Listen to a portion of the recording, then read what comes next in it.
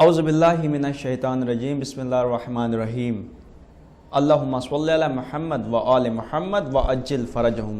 ناظرین السلام علیکم ورحمۃ اللہ وبرکاتہ۔ میں آپ کا میزبان سید رضوان الدین نقوی آج ایک بار پھر حاضر خدمت ہوں پروگرام عظمت ماہ رمضان لے کر۔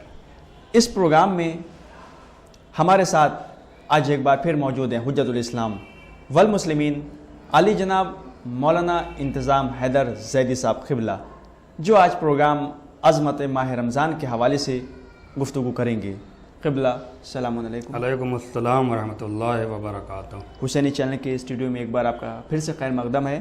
اور کل تک کی جو گفتگو ہماری ہوئی تھی، جیسے کہ ناظرین جانتے ہیں کہ رمضان المبارک کی فضیلت جو آپ نے بیان کی تھی، آج اور بھی جو رمضان المبارک کے حوالے سے، کیونکہ رمضان کا مہینہ ہے تو اس بابرکت رمضان المبارک کے مہینے میں جو اور فضیلتیں ماہ سیام ماہ رمضان المبارک سے متعلق ہیں وہ ہمارے ناظرین کو آپ ضرور بتائیں۔ اعوذ باللہ من الشیطان اللعین الرجیم، بسم اللہ الرحمن الرحیم، الحمد للہ رب العالمین، والصلاة والسلام علی اشرف الانبیاء والمرسلین وعلی اہل بیتہ الطیبین الطاہرین، اما بعد فقد قال رسول اللہ صلی اللہ علیہ وآلہ وسلم الصوم جنۃ للنار۔ واہ، نبی کریم ارشاد فرما رہے ہیں کہ روزہ جہنم کی آگ سے بچنے کے لیے ایک ڈھال ہے۔ واہ، جیسا کہ مسلسل عظمت ماہ سیام پر گفتگو ہو رہی ہے، آج بھی کچھ اہم ترین پہلو پر گفتگو ہوگی ماہ سیام کے سلسلے میں، چونکہ یہ مہینہ یقیناً بڑا محترم مہینہ ہے، نعمتوں کا مہینہ ہے، رحمتوں کا مہینہ ہے، برکتوں کا مہینہ ہے۔ بے شک بے شک۔ اور سب سے بڑی جو اس مہینے کی خاصیت ہے کہ بندے کو اللہ سے قریب ہونے کا سب سے اہم مہینہ ہے۔ واہ، کیونکہ اس مہینے میں قرآن مجید کا بھی نزول ہوا، اور دیگر روایتوں میں جہاں تک میں نے سنا اور پڑھا ہے کہ جو اس سے قبل قرآن مجید سے جو قبل کی اہم ترین کتابیں تھیں، زبور ہو، انجیل ہو، توریت ہو، ہاں، وہ بھی ماہ سیام ہی میں نازل ہوئی۔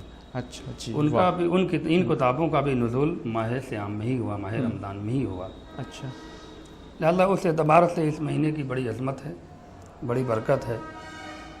اس مہینے میں ایک اور سب سے بڑی فضیلت یہ ہے اور خاصیت یہ ہے کہ اس مہینے میں پروردگار عالم براہ راست اپنے بندوں سے متوجہ رہتا ہے، اچھا، اپنے بندوں کی طرف اس کا دھیان رہتا ہے۔ اچھا اچھا، یعنی کہ اس کا رحم و کرم جو ہے ماہ رمضان مبارک میں خاص کر کے اپنے بندوں پر ہو جاتا ہے اس حوالے سے۔ جی، اسی لیے حضور سرور کائنات حضرت محمد مصطفیٰ محمد صلی اللہ علیہ وآلہ وسلم سے ان کے صحابہ نے دریافت کیا کہ یا نبی اللہ، یوں تو ہم سال بھر اللہ سے دعا مانگتے ہیں، ہاں، اور کچھ دعائیں ہماری رد بھی ہو جاتی ہیں، کچھ دعائیں قبول بھی ہو جاتی ہیں، کچھ دعائیں اگر قبول ہوتی ہیں تو بہت وقت لگتا ہے۔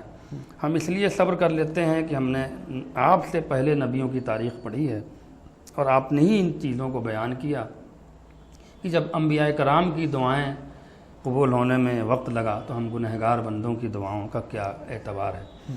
لیکن یا نبی اللہ، ہمیں یہ بتائیں کہ وہ کون سا وقت ہوتا ہے، وہ کون سا دن ہے، وہ کون سا مہینہ ہے کہ جس دن پروردگار خود براہ راست اپنے بندوں کی طرف متوجہ ہوتا ہے، اور وہ اس ارادے سے متوجہ ہوتا ہے کہ بندہ ہم سے مانگ لے اور ہم اسے عطا کر دیں۔ واہ واہ، بندہ ہم سے اپنے گناہوں کی معافی مانگ لے، ہم اس کو معاف کر دیں۔ ہاں، بندہ استغفار کر لے، توبہ کر لے اور ہم اسے معاف کر دیں۔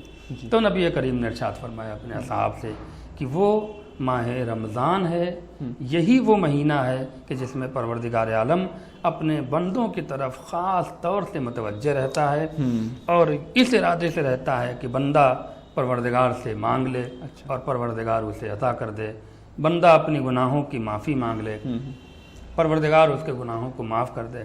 اس لیے کہ یا سریع الرضا، اے جلدی راضی ہونے والے پروردگار، یہی وہ رمضان کا مہینہ ہے کہ جس میں پروردگار عالم اپنے بندوں سے بہت جلد راضی ہو جاتا ہے، بے شک، واہ، اور اس کے گناہوں کو معاف کرتا ہے، کیا کہنا بھائی، اور اس کی دعاؤں کو قبول کرتا ہے۔ بس کوشش اس بات کی کرنا چاہیے تمام مومنین کو کہ یہ وہ مہینہ بابرکت مہینہ ہے رمضان المبارک کا کہ جس میں اللہ یہ چاہتا ہے بندوں سے کہ تم ہم سے معافی مانگو، تم ایک بار صحیح ہماری بارگاہ میں آ کے ہم سے طلب تو کرو، ہم تمہیں عطا بھی کریں گے، ہم تمہیں معاف بھی کر دیں گے، مگر تم نے جو غلطیاں کی ہیں اس دنیا پر اس کی معافی مانگو ضرور ایک بار ہم سے۔ مطلب تمہیں معاف کرنے میں دیری لگے گی لیکن مجھے تمہیں معاف کرنے میں ذرا بھی دیر نہیں لگے گی، یعنی میں تمہیں بخش بھی دوں گا، میں معاف بھی کر دوں گا، تمہیں معافی مانگنے میں تو دیری لگ سکتی ہے لیکن مجھے معاف کرنے میں دیری نہیں لگ سکتی۔ یہ اللہ ہے جو رب العزت، جو رحیم و کریم ہے۔ تو ہم لوگ جو اپنے گناہ ہم لوگوں نے ہوئے ہم لوگوں سے سرزد، ان سب کی معافی اگر ہونا ہے تو اسی ماہ مبارک رمضان سے بہتر آگے ہم لوگ کا اور کوئی مہینہ نہیں ہے، تو ہم لوگ کو چاہیے کہ زیادہ سے زیادہ اسی مہینے میں اپنے گناہوں کی بخشش کروا لیں۔ قبلہ ابھی جیسا کہ کل کی بھی گفتگو میں ہم نے یہ ذکر کیا تھا کہ بندے کا اپنے اللہ سے ربط، اس حوالے سے آپ ہمارے ناظرین کو بتائیے کہ کس طرح سے ہم لوگ عبادتیں انجام دے کے، یہ ٹاپک مسلسل پہلی رمضان سے ہی چل رہا ہے، تو کس طرح سے ہم لوگ عبادتیں کر کر اپنے اللہ سے قریب ہو سکتے ہیں اور اس کے جگہ بنا سکتے ہیں، اور جو ہم لوگوں سے گناہ ہوئے ہیں اس کی معافی و تلافی بھی ہم کیسے کروا سکیں، اس حوالے سے ہمارے ناظرین کو بتائیے۔ بے شک یہی وہ مہینہ ہے ماہ صیام کہ جس میں بہترین موقع ہے بندوں کا اپنے پروردگار سے قریب ہونے کا۔ بالکل، اور وہ قریب ہونے کا جو وسیلہ ہے وہ روزے کے علاوہ نماز ہے۔ نماز ہے، بالکل۔ اسی لیے نبی کریم نے ارشاد فرمایا کہ الصلاۃ قربان لکل تقی، جی، ہر پرہیزگار انسان کے لیے نماز اللہ سے قریب ہونے کا ایک بہترین وسیلہ ہے۔ بالکل بالکل اور صحیح، خاص طور سے ماہ رمضان میں کہ جب خود خدا اپنے بندوں سے قریب ہونا چاہ رہا ہے، جی، تو پھر اگر نماز پڑھ کے ہم اس سے اور قریب ہو رہے ہیں، واہ تو واہ، اس کا مطلب کہ ہم اللہ کی نگاہ میں معتبر ہوتے جا رہے ہیں، بالکل بالکل بالکل، ہمارے گناہ معاف کیے جا رہے ہیں۔ جی، رمضان میں صرف فاقہ کرنا ہی روزہ نہیں ہے۔ روزے کا مطلب یہ نہیں ہے کہ آپ کھانا نہیں کھا رہے ہیں اور پانی ہے۔ رمضان میں روزے کا مطلب یہ ہے کہ ہر ان چیزوں سے پرہیز کرنا، ان تمام چیزوں سے گریز کرنا کہ جو مبتلات صوم کا سبب ہے۔ اچھا، جو روزہ، جن سے روزہ ٹوٹ جاتا ہے، جن سے روزہ مکروہ ہو جاتا ہے، جی، جن سے روزے کی اہمیت، اس کے وقار میں کمی آ جاتی ہے، جی، ان تمام چیزوں سے ہمیں پرہیز کرنا ہے۔ جھوٹ نہیں بولنا ہے، غیبت نہیں کرنا ہے، لڑائی جھگڑا نہیں کرنا ہے، چغلی نہیں کرنا ہے، بہتان نہیں لگانا ہے، گالی گلوجہ نہیں، ساری چیزوں کو کنٹرول میں رکھنا ہے۔ یہی اس کی سب سے بڑی اہمیت ہے۔ اسی لیے کیونکہ اللہ سے قریب ہونے کا مہینہ ہے، جی، حضور سرور کائنات نے اپنے صحابیوں سے خطاب کر کے اس ماہ مبارک کی فضیلتوں کے سلسلے میں جی، اور اللہ سے قریب ہونے کے سلسلے میں ارشاد فرمایا کہ اے اللہ کے بندو، پروردگار عالم نے تم امتیوں کو اس مہینے میں جو 5 خصوصیات عطا کی ہیں، جو 5 خاصیتیں عطا کی ہیں، وہ کسی بھی امت کو نصیب نہیں ہیں۔ لوگوں نے پوچھا یا نبی اللہ، وہ کون سی 5 خصوصیات ہیں، وہ کون سی 5 خاصیتیں ہیں جو ماہ صیام میں پروردگار ہم امتیوں کو عطا کرتا ہے؟ تو آپ نے ارشاد فرمایا کہ پہلی خاصیت یہ ہے کہ اس مہینے میں روزے دار کی منہ کی بدبو بھی پروردگار عالم کو مشک سے بہتر محسوس ہوتی ہے۔ واہ واہ، بالکل، کیا فضیلت ہے بھائی ماہ رمضان کی، واہ، یعنی بدبو منہ سے نکل رہی ہے۔ آپ اسی لیے میں کہتا ہوں کہ جو روزہ دار ہیں، اگر منہ سے بدبو آ رہی ہے تو اس کی حجو نہ کرو، تاکید کی گئی ہے، جی بالکل، اس کی برائی نہ کرو، چونکہ وہ تمہیں تو بدبو لگ رہی ہے، ہاں، لیکن پروردگار عالم اسی بدبو کو مشک و عنبر کی خوشبو سے کہیں زیادہ اس کا مرتبہ دے رہا ہے، اور اس کو فیل کر رہا ہے۔ یہ پہلی خاصیت ہے۔ دوسرے نبی کریم نے فرمایا کہ جو دوسری خاصیت ماہ صیام کی ہے کہ ماہ صیام میں جتنے بھی روزے دار ہیں ان کے لیے صرف مومن، جن، ملک، فرشتے، انسانی نہیں بلکہ دریا کی مچھلیاں بھی ان کے لیے دعائیں کرتی ہیں۔ واہ واہ واہ، بالکل، سبحان اللہ، بے شک، دریا کی مچھلیاں بھی ان کے لیے دعائیں کرتی ہیں۔ یہ دوسری خاصیت۔ اور تیسری خاصیت نبی کریم نے فرمایا کہ جنت ہر روزے دار کے لیے اسی مہینے میں آراستہ اور تیار کی جاتی ہے۔ واہ واہ واہ۔ پھر چوتھی خاصیت آپ نے فرمایا کہ اسی مہینے میں سرکش شیطان قید کر لیے جاتے ہیں۔ پھر نبی کریم سے سوال ہوا یا نبی اللہ، اگر آپ یہ فرما رہے ہیں کہ شیطان قید کر لیا جاتا ہے تو پھر بھی لوگ گناہ کرتے ہیں۔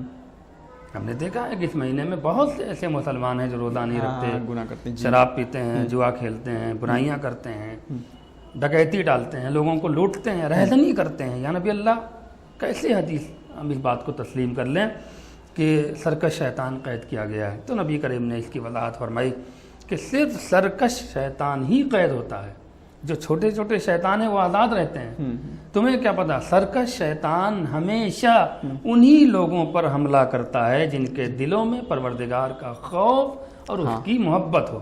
جی بالکل، مومن اور متقی لوگوں پر سرکش شیطان حملہ ور ہوتا ہے، اسی لیے پروردگار عالم اس شیطان کو قید کر لے۔ جو لوگ ہمیشہ سے گمراہ ہیں، جو لوگ مسلسل برائیوں میں، جن کے لیے سارے سال برابر ہوں، ان کے لیے ماہ صیام کی کوئی اہمیت نہیں ہے، جیسے وہ 11 مہینہ رہتے ہیں، تو یہ لوگ چھوٹے چھوٹے شیطانوں کے بھی گرفت میں آ جاتے ہیں، چہ جائے کہ سرکش شیطان۔ لہذا جو چھوٹے شیطان ہوتے ہیں وہ آزاد رہتے ہیں اور وہ ان پر حکومت کرتے ہیں، ان کے نفس میں، ان کے دل میں، ان کے ذہن میں، ان کے فکر میں حلول کر جاتے ہیں، اور وہی لوگ ماہ صیام میں بھی گناہ کبیرہ کرتے ہیں اور اللہ کی عبادت سے دور رہتے ہیں۔ یہ ہے چوتھی۔ اس کے بعد پانچویں خاصیت نبی کریم نے ارشاد فرمائی کہ پانچویں اور اہم ترین خاصیت یہ ہے کہ ماہ رمضان کے آخری دنوں میں، یعنی بعض علماء کہتے ہیں کہ 10 دن، بعض کہتے ہیں کہ 25 سے آخر تک، بعض کہتے ہیں 27، 28، 29، جو آخر کی 3 شبیں ہیں، انہی شبوں میں، آخر کی جو بھی شبیں ہم تسلیم کر لیں، انہی شبوں میں نبی کریم نے ارشاد فرمایا کہ بندوں کی پروردگار عالم مغفرت کرتا ہے۔ یہ نہیں ہے کہ آپ نے شروع میں ہی استغفار کیا اور اللہ نے، نہیں، اللہ آزماتا ہے اپنے بندوں کو۔ جی بالکل، ہاں کہ یہ لوگ کتنا اپنی کسوٹی پہ کھرے اتر رہے ہیں۔ پھر جب آخر کے دن آتے ہیں، آخر کے ایام آتے ہیں، تو پروردگار ان گناہوں کو معاف کرتا ہے اور اپنے بندوں کی مغفرت کرتا ہے۔ یہ ہے ماہ صیام کی فضیلت۔ جی، ابھی آپ نے جیسے کہ روزے کا ذکر کیا کہ روزہ خالی بھوکا اور پیاسا رہنے کا نام نہیں ہے، یعنی کہ آپ کا مطلب کہنے کا یہ تھا کہ اگر کوئی انسان روزے سے ہے تو اس کے ہاتھ جو ہیں وہ بھی کسی کی مدد کے لیے اٹھیں، اگر کوئی انسان روزے سے ہے تو اس کا جو اس نے روزہ رکھا ہے تو اس کا مطلب یہ ہے کہ وہ اپنے کانوں سے غلط چیزیں نہ سنیں، بلکہ ان کانوں میں تلاوت قرآن مجید کی صدا آئے اس کو سنیں، اور اگر کسی نے روزہ رکھا ہے تو اس کی آنکھیں اس کی غلط طرف نہ جائیں بلکہ یہ عبادت میں گزاریں، اور یہ قرآن مجید کی آیتوں پر یہ نظر کریں، آیت اس کی جو آنکھیں ہیں وہ جو ہے قرآن مجید کی جو آیت ہے اس پر نظر ہو، یعنی کہ دل سے بھی روزہ ہونا چاہیے، ایک روحانی کیفیت روزے میں آنا چاہیے۔ یہ نہیں کہ خالی ہم نے جو ہے کھانا پینا نہیں کھایا تو سوچا کہ روزہ یہ نہیں، روزے کے معنی پورے اعضاء و جوارے، پوری باڈی کی ہر چیز تمہارے ساتھ روزے سے ہو تب تو وہ روزہ مانا جائے گا، ورنہ پھر وہ روزہ نہیں کہلائے گا۔ آپ کے ساتھ روزہ تبھی مانا جائے گا کہ جب آپ پورے طریقے سے اس پہ کھڑے اتریں گے، ہر چیز سے بچیں گے، برائیوں سے، اور نیک اعمال انجام دیں گے تبھی۔ قبلہ اب روزے کی بات آ گئی یہاں پر، اور نماز جماعت کی بھی بات آ گئی کہ اس میں نماز کا بہت ثواب ہے اور بہت ہی زیادہ۔ اب ایک جو سب سے اہم بات یہ آتی ہے کہ اگر ہمارے دل میں کچھ تمنائیں ہوتی ہیں، ظاہر سی بات ہے ہر ایک کے دل میں ہوتے ہیں، تو کچھ نہ کچھ تمنائیں ہوتی ہیں کہ یا اللہ میری یہ دعا پوری ہو، یہ دعا پوری ہو جائے۔ کہیں نہ کہیں یہ دیکھا کہ کچھ لوگ یہ کہتے ہوئے نظر آتے ہیں کہ ہماری دعا قبول نہیں ہوتی ہے۔ تو جناب ہم ادھر آپ کو لے کے آنا چاہ رہے ہیں کہ آپ یہ بتائیے کہ وہ کون کون سے اوقات ہیں، یعنی وقت ہیں کہ جب انسان کی دعا جلدی قبول ہوتی ہے، اس حوالے سے ہمارے ناظرین کو بتائیے آپ۔ پروردگار عالم نے قرآن مجید میں جیسا کہ ارشاد فرمایا کہ ادعونی استجب لکم، تم ہم سے مانگو۔ اور انسان خدا سے کس طریقے سے مانگتا ہے؟ ایسا تو نہیں کہ اس کا کوئی مکان ہے، اس کا کہیں ٹھکانہ ہے، کہیں اس کا وجود ہے کہ گئے اور دق الباب کیا اور قدرت نے ہاتھ نکالا اور عطا کر دیا، ایسا نہیں ہے۔ ادعونی یعنی بندہ اگر اللہ سے کچھ مانگ رہا ہے تو وہ دعا کے ہی ذریعے مانگتا ہے۔ بالکل، بے شک۔ اور دعا کے قبول ہونے کا جو اوقات ہیں وہ ائمہ علیہم السلام کے ارشادات ہیں، دیگر معصومین علیہم السلام کے بھی اس میں ارشادات ہیں۔ سب سے پہلے ہمارے اور آپ کے پہلے امام علی ابن ابی طالب علیہ السلام نے ارشاد فرمایا کہ قبولیت دعا کا سب سے بہترین جو وقت ہے وہ ہے نماز صبح کا وقت۔ جی بے شک۔ اگر انسان نماز صبح پڑھ رہا ہے اور اس کے بعد پروردگار عالم سے اپنی طلب، اپنی حاجت کو دعا مانگ رہا ہے، تو امام فرماتے ہیں کہ یہی وہ وقت ہوتا ہے کہ جس وقت کی دعائیں پروردگار عالم اپنے بہت کم بندوں کی رد کرتا ہے۔ اچھا، یعنی کہ فضیلت بہت ہے، یہ پہلا وقت ہے۔ جی، اس کے بعد پھر دیگر احادیث ہیں، جیسے ہمارے اور آپ کے چھٹے امام جعفر صادق صادق والسلام نے، پھر نبی کریم حضور سرور کائنات نے جو حدیث فرمائی کہ دوسرا جو وقت ہے وہ نماز شب کا ہے۔ اچھا نماز شب کا، اس لیے کہ یہ وہ لمحہ ہے کہ جب سناٹا ہے، بالکل کائنات سوئی رہتی ہے، بندہ اللہ کی بارگاہ میں کھڑا ہوتا ہے اور تصور سے بھی ہے کہ یا خدا ہے یا بندہ ہے، بے شک بے شک بے شک، اور دونوں ایک دوسرے سے قریب ہوتے ہیں۔ اب دو معبود کا جب کنیکشن ملتا ہے تب اس کے بعد اس وقت اگر بندہ گڑ گڑا کے رو کے اللہ سے فریاد کر کے اپنی دعائیں قبول کرانا چاہتا ہے، تو امام معصومین کہتے ہیں کہ یہ وہ وقت ہے کہ جس وقت کی دعا کو پروردگار عالم بہت مشکل سے رد کرتا ہے اور ان دعاؤں کو قبول کر لیتا ہے۔ ایک بات کی طرف میں ضرور متوجہ کر دینا چاہتا ہوں کہ دعا وہی قبول ہوگی جو جائز دعا ہو۔ ہاں جائز دعا، بالکل ظاہر سی بات ہے، ہم لوگ ایسا نہ ہو کہ آپ دعا کریں یا اللہ ہم کو فرعون جیسا محل تیار کر کے دے دے، یا اللہ ہمارا شراب کی دکان کھل جائے، یا اللہ جوا کی دکان، یا اللہ کیرم کی وہ یا شطرنج کی، ایسا نہیں۔ جائز دعا جس کی شریعت نے بھی اجازت دی ہے، اسلام نے بھی اجازت دی ہے، اگر بندہ اس وقت دعا مانگ رہا ہے اور جائز دعا مانگ رہا ہے تو براہ راست پروردگار عالم اس دعا کو قبول کرتا ہے۔ جو اس کے بعد ماہ صیام میں سحری کے وقت دعا مانگا جائے، ہاں سحری کے یہ بھی قبولیت دعا کا وقت ہے۔ افطار کرتے وقت دعا مانگیے، یہ بھی قبولیت دعا کا وقت ہے۔ اور اگر کوئی سائل آ کے آپ کے دروازے پر بھیک مانگ رہا ہے تو اب وہاں پر معصومین کا ارشاد ہے کہ دعا جب اس کو تم نے دے دیا بھیک، تو بھیک دینے کے بعد اپنے لیے بھی دعا مانگو۔ اچھا، وہ وقت بھی پروردگار، چونکہ تم نے ایک فقیر کی مدد کی ہے، ایک اللہ کے بندے کو تم نے دیا ہے، تو اب اللہ کہہ رہا ہے کہ چونکہ تم نے دیا ہے اب ہم سے کچھ مانگ لو، ہم تمہاری دعا کو قبول کریں۔ واہ، بالکل، وہ بھی قبولیت دعا کا وقت ہے۔ اچھا جی، اگر نعمتیں مل رہی ہیں، رحمتیں مل رہی ہیں، تو شکر بھی ایک دعا کا طریقہ ہے۔ شکر بھی ایک اللہ کا شکر ہے، چونکہ یاد رکھیے ہمیشہ اللہ سے اگر نماز پڑھ رہے ہیں، روزہ رکھ رہے ہیں، تو دل میں کوئی اس کی لالچ تما نہ ہو کہ ہم یہ کام نماز پڑھیں گے تو ہو جائے گا، یہ روزہ رکھیں گے تو اللہ یہ نہیں، کوئی مقصد کے ماتحت اللہ کی عبادت نہیں ہونی چاہیے۔ اسی بات کی وضاحت ہمارے اور آپ کے پہلے امام مولا علی ابن ابی طالب نے کہا کہ میرے پروردگار، میں تیری عبادت نہ تو تیری جنت کی لالچ میں کرتا ہوں، نہ تیرے جہنم کی خوف میں کرتا ہوں، بے شک تجھے لائق عبادت سمجھا ہے، ہاں تو اس لیے میں کرتا ہوں، بے شک تیری عبادت کرتا ہوں۔ بے شک، بہت اچھا جملہ، کیا قیمتی فیصلہ ہے جناب، بہترین، واہ، جسے کہا جائے کہ فارمولہ ہمارے اور آپ کے امام نے دیا بندوں کو کہ جب بھی اللہ کی عبادت کرو دل میں کوئی تما نہ ہو، دل میں کوئی لالچ نہ ہو، یہ سوچ کے عبادت کرو کہ پروردگار تو ہی لائق عبادت ہے، تو ہی قادر المطلق ہے، تو نے اتنی نعمتیں ہمیں عطا کی ہیں کہ جس کا شمار نہیں، بہت سی نعمتیں ہم نے مانگی بھی نہیں تھیں اور تم نے عطا کر دی، بہت سی نعمتیں ہم نے سوچی بھی نہیں تھیں اور تم نے عطا کر دی، بہت سی نعمتیں ہم نے خیال میں بھی نہیں سوچا تھا کہ دکھ جائیں گی، تم نے عطا کر دی۔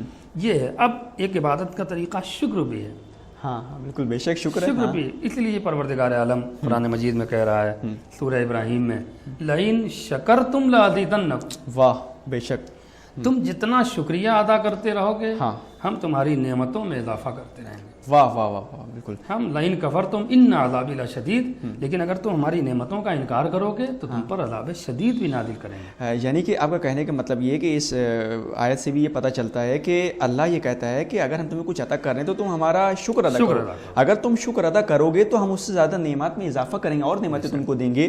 لیکن یہاں پہ کیا ہوتا ہے، کبھی کبھی اگر ہم کو کچھ مل جاتا ہے تو ہم ایسا ہو جاتا ہے کہ انسان وہ ناشکرا ہو جاتا ہے، وہ اللہ کا شکر ہی نہیں ادا کرتا ہے، تو پھر اللہ کیا کرتا ہے کہ اسے وہ نعمات جو اس کو دی ہیں وہ سب چھین لیتا ہے۔ اس لیے مومنین پہلا فرض ہم لوگ کا یہ ہے کہ اگر ہم لوگ کو اللہ کچھ دیتا ہے، اس کی طرف سے ہم لوگ کو نعمتیں ملتی ہیں، تو سب سے پہلے 2 رکعت نماز شکرانہ ادا کریں اور اس کی بارگاہ میں شکر خدا ادا کریں کہ اے اللہ تو نے مجھے اس لائق کیا، اس لائق سمجھا کہ تو نے میرے ذریعے سے یہ چیز مجھے مہیا کی، یا مجھے علم دیا، یا میرے فلاں چیز میرے لیے تو نے مہیا کی، اس کا شکر ہے پالنے والے کا کہ اس نے مجھے اس لائق سمجھا کہ تب تو دیا۔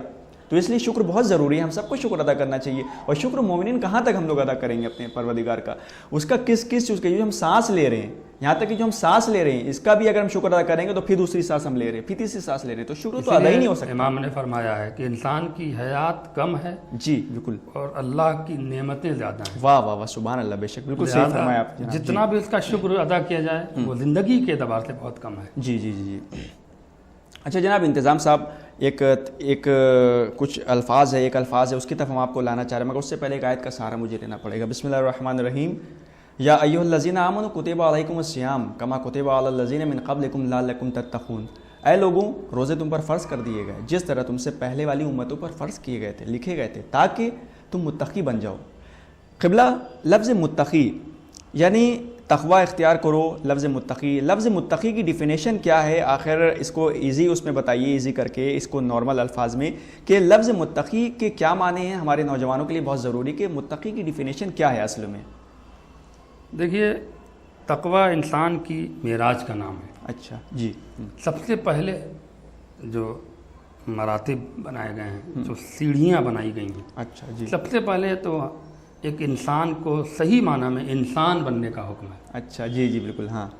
انسان یہ تو ہے کہ انسان دکھ تو رہا ہے، حرکتیں اس کی حیوان سے بدتر ہیں. اچھا اچھا. حرکتیں درندوں کی طرح، جیسے آج کے دہشت گرد، ہاں. یہ جو آتنکواد ہیں، یہ دیکھنے میں انسان ہیں لیکن یہ درندے سے بھی بدتر ہے کہ شیرخوار بچوں کو ماں کی گود سے لے کے قتل کر رہے ہیں، ذبح کر رہے ہیں. جی. تو یہ درندے سے بھی بدتر ہے. وہ انسانی نہیں ہے، صحیح معنی. انسانی نہیں ہے، تو دیکھنے میں انسان ہاں، مگر ان کے اندر انسانیت نہیں. لیکن انسان کے نام پہ بدنما داغ ہیں وہ. بے شک ان سے بہتر کہیں نہ کہیں وہ جانور ہیں. بالکل بالکل. تو پہلی صورت یہ ہے کہ انسان ایک صحیح معنی میں انسان بن جائے. ہاں. اور جب انسان بن گیا ہے تو پھر مسلمان بن جائے. بے شک. اب مسلمان بننے کے لیے یہ ہے کہ توحید کا اقرار کرنا ہے، جی. کلمہ پڑھنا ہے. لا الہ الا اللہ. جب اس نے توحید کا اقرار کر لیا، کلمہ شہادتین پڑھ لیا، تو اس کے بعد پھر اسے مومن بننا ہے. مسلمان بننا آسان ہے، اس سے کہیں ٹف مومن بننا ہے. مومن بننا. جی. کیونکہ مومن کے لیے شرط یہ ہے کہ اس کے دل میں نبی اور آل نبی کی محبت ہو. یا علی حبک الایمان والتقوی. جی. اے علی، نبی کریم کا ارشاد گرامی ہے. اور یہ حدیث ناظرین بہت مشہور و معروف حدیث ہے. اہل سنت کی بھی بہت ساری کتابوں میں یہ حدیث موجود ہے. شیعہ کتابوں میں بھی یہ حدیث موجود ہے. بڑی معتبر حدیث ہے کہ اے علی، تمہاری محبت ہی ایمان ہے اور تقوی ہے. یعنی یہ تو طے ہو گیا کہ انسان چاہے جتنا نمازی ہو، جتنا روزے دار ہو، کتنے ہی حج کر لے، لیکن اگر علی اور اولاد علی کی دل میں محبت نہیں ہے تو وہ مومن نہیں ہے. پہلی صورت یہ ہے کہ انسان بننا ہے. دوسری صورت یہ ہے کہ مسلمان بننا ہے. جی. تیسری صورت یہ ہے کہ اب ہمیں مومن بننا ہے. اور آخری صورت یہ ہے کہ ہمیں متقی بننا ہے. متقی کی پہچان یہ ہے، جیسا کہ معصومین ارشاد فرماتے ہیں، متقی اور صحیح معنی میں ایک عالم کی پہچان یہ ہے کہ اس کے قول اور عمل میں کہیں سے تضاد نہ ہو. اچھا. ہاں ہاں. یہ متقی کی پہچان بتائی. یعنی جو وہ کہتا ہو اس پہ عمل بھی کرتا ہو. عمل میں اور قول میں، کہنے میں اور کرنے میں کوئی فرق نہ ہو، ڈفرنس نہ ہو. ہاں ہاں. جو کہتا ہے وہ کرتا ہو. کہہ کچھ رہا ہو، اتامرون الناس بالبر وتنسون انفسکم، دوسروں کو تو نصیحت کر رہا ہو اور خود عمل نہیں کر رہا، عمل نہ کر رہا ہو. تو ایسی صورت میں یہ ہے کہ متقی کی پہلی پہچان جو بتائی گئی ہے وہ یہ ہے کہ متقی کی پہلی پہچان یہ ہے کہ اس کے قول اور عمل میں ذرہ برابر بھی کوئی فرق نہ ہو، کوئی تضاد نہ ہو. اچھا. یہ ہے تقوی کی پہچان. دوسری جو پہچان یہ ہے کہ اس کے دل میں خوف خدا ہو. بے شک سب سے اہم بات یہی ہے. کوئی بھی عمل کر رہا ہو تو پہچاننے لو کہ یہ آدمی ہر برے کام کرتے وقت سوچتا ہے، دل میں اس کے ڈر ہے کہ بھئی کوئی نہ دیکھے تو اللہ تو دیکھ رہا ہے. جتنا اللہ سے خوف پیدا ہوتا رہے گا انسان اتنا ہی متقی بنتا چلا جائے. بے شک بے شک. تیسری جو پہچان یہ ہے کہ واجبات کو پابندی سے ادا کرتا ہو اور محرمات کو پابندی سے چھوڑتا ہو. ہاں ہاں بالکل. جی. حرام چیزوں کو ترک کرتا ہو اور واجب چیزوں پر عمل پیرا ہو. یہ بھی یہ نہیں کہ ایک دو دن نہیں، مستقل پابندی کے ساتھ. جی. یہ بھی ایک تقوی کی پہچان ہے. جھوٹ نہ بولتا ہو، یہ بھی ایک تقوی کی پہچان ہے. کسی پر کسی کی غیبت نہ کرتا ہو، یہ بھی تقوی کی پہچان ہو.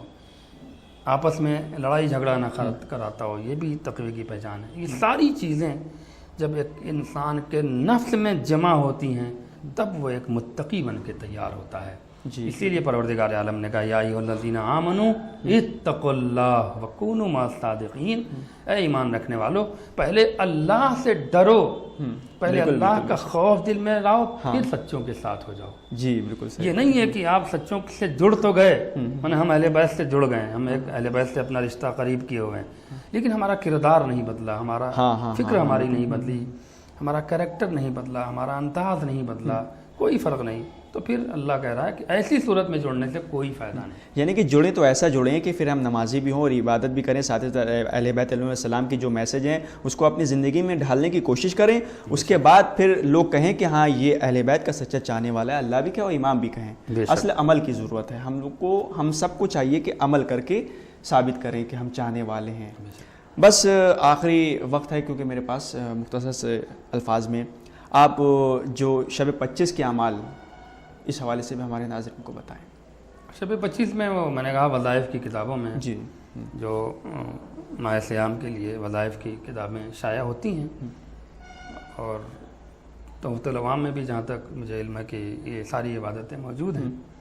اس میں جو لوگ یہ شوق رکھتے ہیں اور جن کے دل میں یہ خیال ہے کہ ہر روز کی ایک عبادت مخصوص ہے, ہر روز ماہ صیام کی ہر تاریخ کی ایک دعا ہے, تو وہ جو 2 رکعت نماز ہے وہ پڑھیں. اور ہر شب کی, دن میں ماہ صیام کی پڑھنے کی دعا الگ ہے, شب میں پڑھنے کی دعا الگ ہے. تو یہ دعائیں پڑھیں, عبادت کریں, کیونکہ پھر یہ تاریخی عبادت ہے, یہ تاریخی دعا ہے. پھر اگلے سال وہ دن جب تمہیں پروردگار حیات کے ساتھ عطا کرے گا انشاءاللہ تب پڑھ پاؤں گے, بالکل عبادت کر پاؤ گے. تو یہی موقع ہے کہ ہم سب عبادت زیادہ کریں. بہت بہت شکریہ جناب ہم سے بات کرنے کے لیے. تو مومنین, اب بہت کم دن رہ گئے ہیں ماہ مبارک رمضان کے. ہم سب کو ایک بار پھر سوچنا ہوگا کہ جتنے کم دن رہ گئے ہیں اس میں زیادہ سے زیادہ ہم سب عبادت کریں اور اپنے گناہوں کی معافی کروائیں. جی ہاں مومنین, تو یہ تھے حجت الاسلام والمسلمین عالی جناب مولانا انتظام حیدر سیدی صاحب قبلہ, جو پروگرام عظمت ماہ رمضان کے حوالے سے گفتگو فرما رہے تھے. اب اپنے میزبان سید رضوان الدین نقوی کو دی اجازت, اس امید کے ساتھ کہ کل اسی وقت آپ سے پھر ملاقات ہوگی. آپ دیکھتے رہیے حسینی چینل. خدا حافظ. السلام علیکم ورحمۃ اللہ وبرکاتہ. فی امان اللہ.